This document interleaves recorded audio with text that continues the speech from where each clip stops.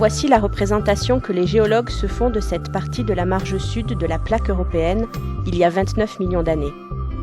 Elle est fracturée, bordée au sud et au sud-est par un océan plus ou moins profond, la Thétis. La limite terre-mer est complexe, avec en particulier une zone étroite, littorale, qui remonte vers le nord et une autre qui frange les Alpes nouvellement formées. Entre les deux, un vaste territoire continental, une péninsule sur laquelle se situe ce qui deviendra la Corse, la Sardaigne et la Kabylie.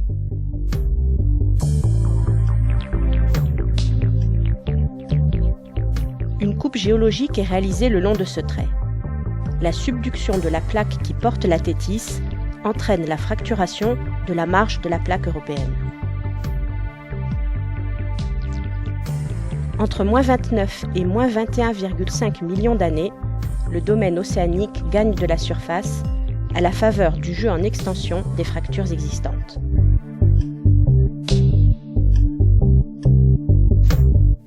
Il y a 21,5 millions d'années, l'embryon de l'océan algéro-liguro-provençal s'avance largement vers le nord-est.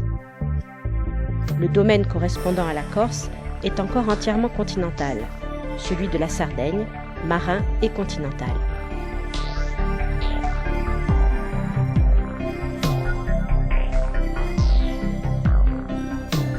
La subduction s'éloigne vers l'est. La mer commence à transgresser. Les zones basses du domaine continental sont ennoyées.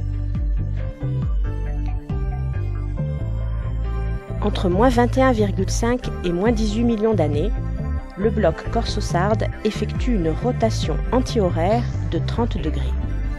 Cette période, très active du point de vue tectonique, est marquée par des épisodes volcaniques en Sardaigne et dans l'extrême sud de la Corse. Les 2/3 de la rotation sont achevés il y a 18 millions d'années. Une faille transformante sépare le domaine corso-sarde de celui de la Kabylie. L'est de la Corse et l'ouest de la Sardaigne sont en domaine maritime.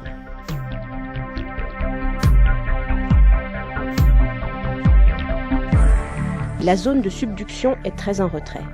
La transgression s'amplifie. La mer Ligure s'élargit de plus en plus.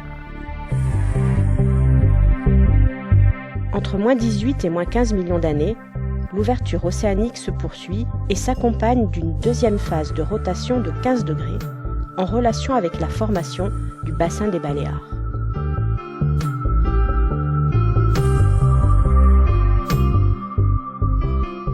À partir de -15 millions d'années, la position de l'ensemble corso-sarde n'évolue plus. L'extension de la croûte océanique est achevée. Corse et Sardaigne sont de petites îles granitiques. La jonction entre la mer Ligure et la mer Tyrrhénienne naissante est effective au niveau des Bouches de Bonifacio.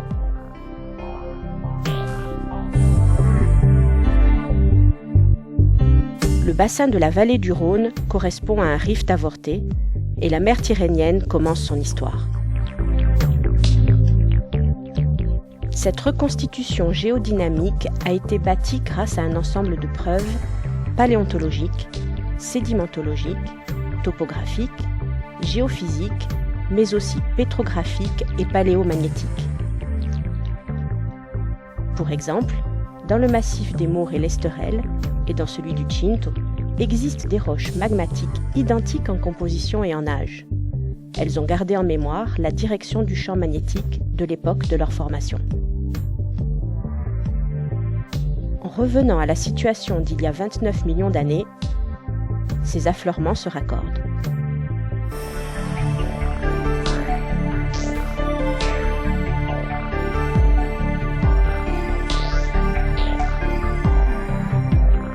Hypothèse avancée il y a plus d'un siècle et aujourd'hui bien documentée, la dérive corso-sarde est un des événements majeurs de l'histoire géologique de la Méditerranée occidentale.